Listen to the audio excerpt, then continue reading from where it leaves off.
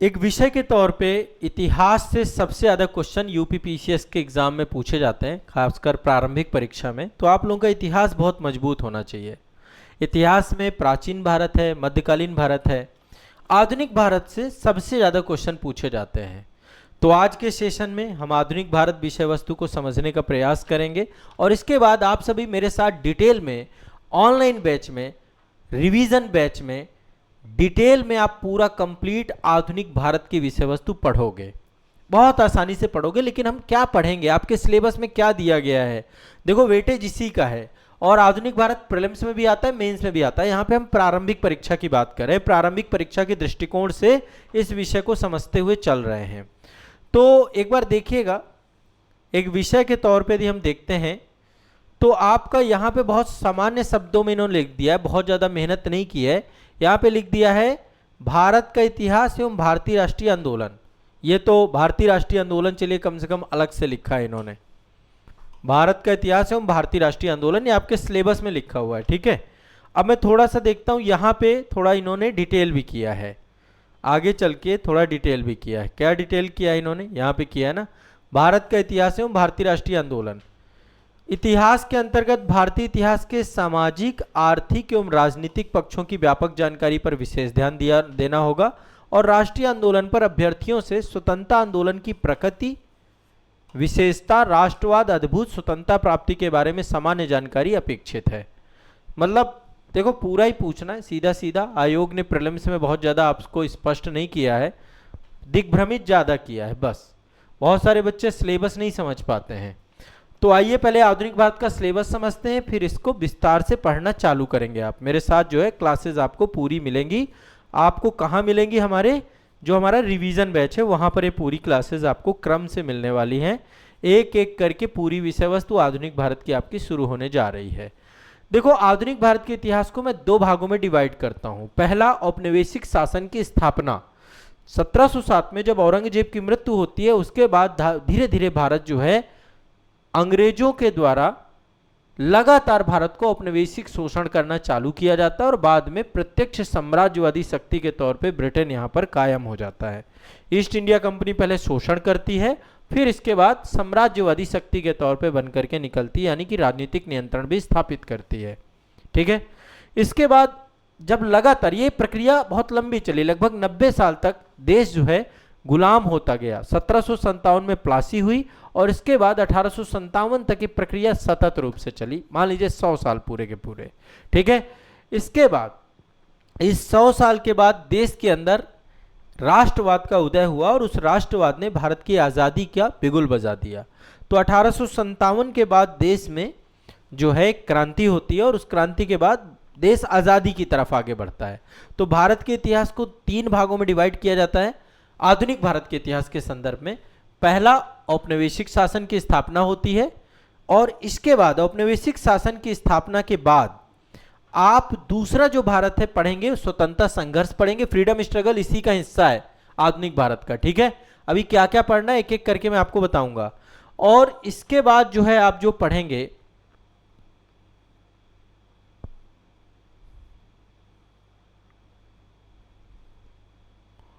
इसके बाद जो आप पढ़ेंगे, हाँ, इसके बाद जो आप पढ़ेंगे वो पढ़ेंगे संविधान निर्माण वगैरह, वो पॉलिटी का हिस्सा होता है ना, पॉलिटी में आगे चला जाता है। हमें यहाँ पे 2 चीजें पढ़नी है, एक तो औपनिवेशिक शासन की स्थापना, फिर देश की आज़ादी की लड़ाई, स्वतंत्रता संघर्ष। तो देखिए क्या क्या सिलेबस का हिस्सा है। मैं थोड़ा सा इंट्रोडक्शन भी दूंगा इस विषय का। देखिए, आधुनिक भारत का इतिहास जो है केवल 1757 से लेकर के 1947 तक की घटनाओं का क्रम नहीं है, बल्कि भारतीय समाज, अर्थव्यवस्था, राजनीति और चेतना का व्यापक पुनर्गठन हुआ है। ऐतिहासिक प्रक्रिया से गुजरा है समय काल। इस समय काल का महत्व इसलिए ज़्यादा है क्योंकि जो वर्तमान भारत देख रहे हैं वो इसी समय काल में विकसित हुआ है ना। ये वह कालखंड है जिसमें एक व्यापारिक कंपनी के आगमन से प्रारंभ होकर के औपनिवेशिक प्रभुत्व स्थापित हुआ और इसी भूमि पर, इसी भारत भूमि पर एक राष्ट्रवादी चेतना का उदय हुआ, जिसने अंततः 15 अगस्त 1947 को भारत के स्वतंत्रता के मार्ग को प्रशस्त किया। तो ये सामान्य क्लास नहीं होने वाली, हम बहुत बढ़िया से कंप्लीट करेंगे। हम औपनिवेशिक शासन के स्वरूप को तो समझेंगे ही, लेकिन औपनिवेशिक शासन के चुनौती देने वाले जो भारतीय पुनर्जागरण और राष्ट्र निर्माण की प्रक्रिया पूरी निकली उसको भी समझेंगे। तो प्लासी का युद्ध, फिर दीवानी का अधिकार, फिर 1857 में बड़ा व्यापक प्रतिरोध, संगठित राष्ट्रवाद, है ना, कांग्रेस का मंच मिलना, स्वदेशी और उग्रवादी, है ना, इसके बाद गांधी युग, स्वतंत्रता, विभाजन, ये सब चीजें हमें क्लास के अंदर देखनी है। तो पहला देखिए, पहला भाग ही है आपका आधुनिक भारत का इतिहास, आधारभूत क्लास होगी, औपनिवेशिक शासन की स्थापना, प्रशासनिक आर्थिक नीतियां, सत्ता परिवर्तन। तो इसमें आधुनिक भारत का इतिहास का, आधुनिक भारत का थोड़ा सा मतलब क्या है, ये थोड़ी बहुत चीजें डिस्कस करूंगा, बाकी बहुत ज्यादा आपके काम का नहीं है, ठीक है। आधुनिकता और औपनिवेशिक अनुभव, आधुनिक भारत के इतिहास की काल सीमा क्या है, टाइमिंग वगैरह के बारे में डिस्कस करेंगे, इसका इंपॉर्टेंस क्या है, इतिहास लेखन के सोर्स वगैरह क्या है, इस जनरल बातें यहाँ पे हैं। इसके बाद ऐतिहासिक पृष्ठभूमि, थोड़ा सा कालक्रमिक रूपरेखा डिस्कस करेंगे, कालक्रम वगैरह बिल्कुल प्रॉपर एक एग्जैक्ट डेट लाइन में आपको यहाँ पे बताता हुआ चलूंगा। वास्को डिगामा कालीकट आया, ब्रिटिश ईस्ट इंडिया की स्थापना, प्लासी का युद्ध, बक्सर का युद्ध, रेगुलेटिंग एक्ट, प्रथम स्वतंत्रता संग्राम, 1885 भारतीय राष्ट्रीय कांग्रेस की स्थापना, 1919-1942 राष्ट्रीय आंदोलन का चरण, स्वतंत्रता संघर्ष, है ना, फिर कालखंड विभाजन, ये सारी चीजें है ना। इसके बाद यूरोपीय शक्तियों का आगमन, आधारभूत क्लास होगी, थोड़ा उत्तरवर्ती मुगल शासक भी देख लेंगे, उत्तरवर्ती मुगल शासक एक क्लास ले लेंगे। इसके बाद हम देखेंगे यूरोपीय शक्तियों का आगमन, ये पूरा चैप्टर कंप्लीट करेंगे। यूरोपीय शक्तियों में पुर्तगाली, ठीक है, डच, फ्रांसीसी, अंग्रेज, डेनिश भी आए और स्वीडिश भी आए। व्यापारिक गतिविधियां, यूरोपीय प्रतिस्पर्धा। इसके बाद ईस्ट इंडिया कंपनी का उदय, ठीक है, कंपनी का पहले व्यापारिक स्वरूप कैसा रहा, फिर सैन्य और राजनीतिक विस्तार कैसे किया, कौन कौन से निर्णायक युद्ध लड़े कंपनी ने, प्रशासनिक अधिकार की प्राप्ति कैसे कंपनी को मिली, फिर औपनिवेशिक सत्ता का विस्तार कैसे हुआ, ब्रिटिश साम्राज्य का विस्तार कैसे हुआ, ठीक है, रियासतों पर नियंत्रण कैसे हुआ, ब्रिटिश साम्राज्य, ये सारी चीजें देखेंगे। औपनिवेशिक प्रशासनिक व्यवस्था, ब्रिटिश प्रशासनिक संरचना कैसी रही, ये देखेंगे आप मेरे साथ। न्यायिक प्रणाली कैसी रही, प्रशासनिक संस्थाएं कौन कौन सी थी इस समय। औपनिवेशिक आर्थिक नीतियों के बारे में पढ़ेंगे आप, है ना, भू राजस्व व्यवस्थाएं, स्थायी बंदोबस्त, रैयतवाड़ी, महालवाड़ी, कृषि उद्योगों में परिवर्तन कैसे हुआ, आधुनिक अवसंरचना का विकास कैसे किया अंग्रेजों ने। ड्रेन ऑफ, ये धन निष्कासन सिद्धांत की थ्योरी, दादा भाई नौरोजी का ये जो आपका सिद्धांत है ये भी देखेंगे यहाँ पे, ठीक है। इसके बाद औपनिवेशिक शासन और भारतीय समाज, कैसे सामाजिक परिवर्तन हुए, कैसे सामाजिक संरचना बदला, शिक्षा और बौद्धिक परिवर्तन कैसे हुए, 19वीं सदी में कैसे धार्मिक सुधार आंदोलन चालू हुए, धार्मिक आर्थिक सुधार आंदोलन, पश्चिमी प्रभाव कैसे हमारे जो है उसमें पड़े। फिर 1857 की क्रांति आपका एक बड़ा रूप ये लेती है, और 1857 की क्रांति के परिणाम स्वरूप इसका स्वरूप प्रभाव और कैसे जो है ये क्रांति जो है, इसके बाद ईस्ट इंडिया कंपनी का शासन समाप्त हो जाता है और ब्रिटिश क्राउन का डायरेक्ट शासन स्टार्ट हो जाता है आपका, ठीक है। तो ये विषय वस्तु, और इसके बाद क्राउन का शासन और सामाजिक सुधार, 1858 के बाद शासन पुनर्गठन, ये सारी चीजें हम लोग यहाँ पे देखेंगे। सामाजिक धार्मिक सुधार आंदोलन, ब्रह्म समाज, आर्य समाज, प्रार्थना समाज, अलीगढ़ आंदोलन, ये सब देखेंगे आप, ठीक है। इसके बाद आपका जो है फ्रीडम स्ट्रगल स्टार्ट हो जाता है, ठीक है, स्वतंत्रता संघर्ष, भारत का दूसरा, भारतीय राष्ट्रवाद का विकास और स्वतंत्रता की प्राप्ति, ये विषय वस्तु भी यहीं से जोड़ करके देखेंगे। विषय वस्तु उसी के साथ ही है पूरा, बस कई जगह पे थोड़ा अलग अलग दृष्टिकोण से भी देख लेते हैं, लेकिन यहाँ पर मैं साथ में ही आपके पढ़ाऊंगा इस पूरे विषय वस्तु को। तो इसकी रूपरेखा देख लेते हैं। पहले एक टॉपिक रहेगा राष्ट्रवाद का उदय, ठीक है, ये फ्रीडम स्ट्रगल की विषय वस्तु है जो फ्रीडम स्ट्रगल में हम पढ़ेंगे। राष्ट्रवाद का उदय, राष्ट्रवाद की अवधारणा, ठीक है, राष्ट्रवाद के क्या क्या कारण थे, भारत में जो राष्ट्रवाद आपका डेवलप हुआ उसके क्या क्या कारण थे, क्या क्या रीजन थे।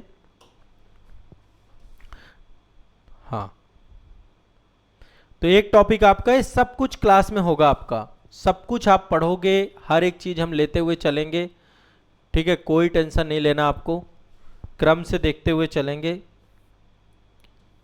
एक मिनट,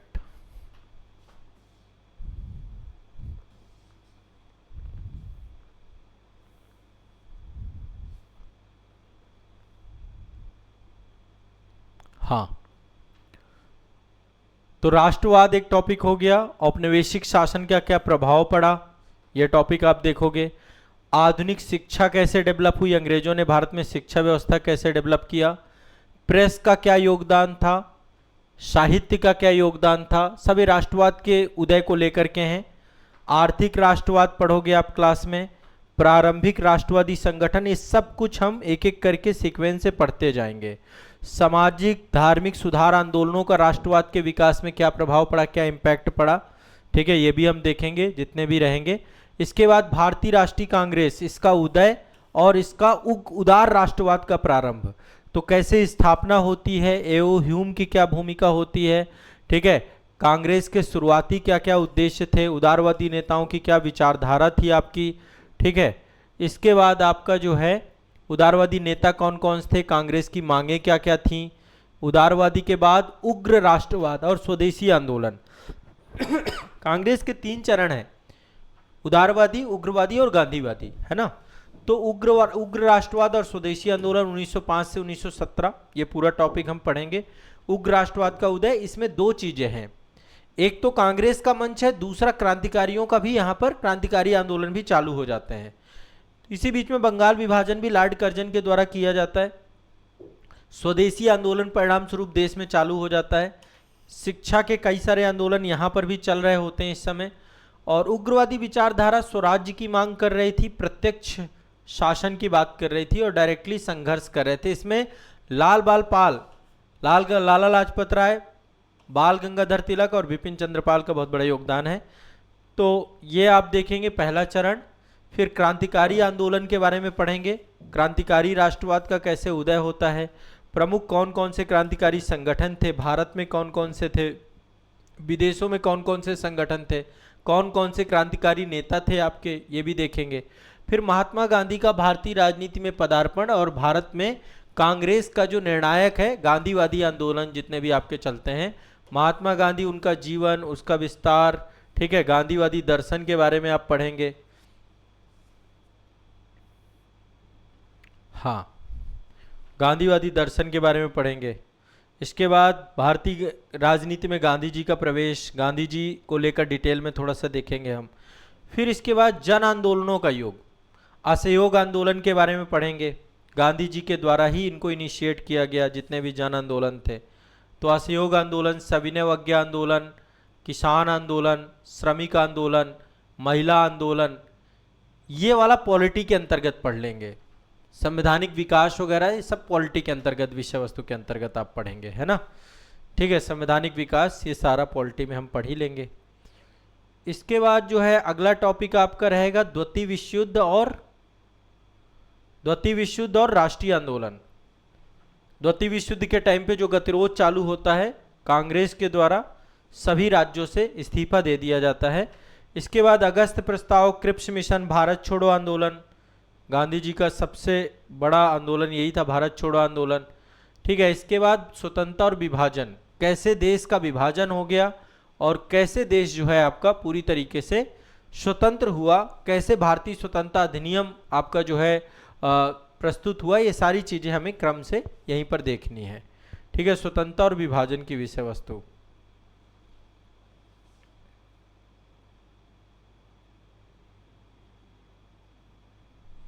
एक मिनट,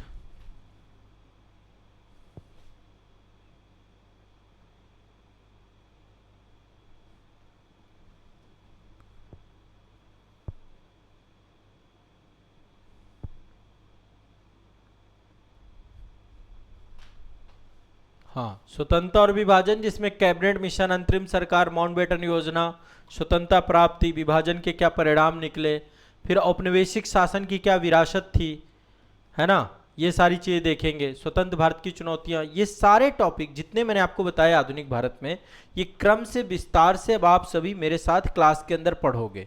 क्लास में बिल्कुल बेसिक से चालू करेंगे, आधारभूत क्लास से चालू करेंगे। आधारभूत क्लास के बाद एक एक टॉपिक वाइज टॉपिक लेते हुए चलेंगे और एक एक टॉपिक को क्लियर करते जाएंगे। मेरी कोशिश ये रहेगी कि चीज़ें याद कराता जाऊं। प्रीवियस ईयर क्वेश्चन पेपर के साथ भी आपको जोड़ करके चलना है। प्रीवियस ईयर की ये किताब जो भी मैं पढ़ाऊं उसको प्रीवियस ईयर में देखना है, साथ में रिवीजन करना है। रिवीजन मस्ट है, कुछ भी अतिरिक्त मत पढ़िएगा, जितना आपको पढ़ाया जाए उतना पर्याप्त होगा। इतना मैं बढ़िया तरीके से आपको कवर कराने वाला हूँ, अलग से कुछ नहीं पढ़ना, बस इतना पढ़ लेना है। जीएस से आपके क्वेश्चन यदि बाहर चले जाए तो बताइएगा, बहुत एक अच्छे अनुभव के साथ बता रहा हूं, पिछले 2 साल से मैंने इस किताब को लिख करके आप सभी के लिए तैयार किया है, तो मुझे इस बात का अनुभव है प्रीवियस ईयर क्वेश्चन की मेरे अंदर एक विस्तृत समझ है, उसी के आधार बना करके मैं आपको ये पूरी क्लासेस प्रोवाइड कराऊंगा ताकि आपका एग्जाम में एक भी क्वेश्चन ना तो छूटे और हर चीज बढ़िया से आप जा करके कर पाए। ठीक है, तो आधुनिक भारत की विषय वस्तु आप सभी मेरे साथ पढ़ने जा रहे हैं, बढ़िया से पढ़ेंगे, इत्मीनान से पढ़ेंगे, टेंशन से पढ़ेंगे। ठीक है, कोई भी दिक्कत नहीं है, आराम से देखते हुए चलेंगे। ठीक है, चलिए अब क्लास को शुरू करेंगे। बैच के अंदर अब आपकी क्लास चालू हो जाएगी। आधुनिक भारत में आधारभूत समझ की क्लास से स्टार्ट करेंगे।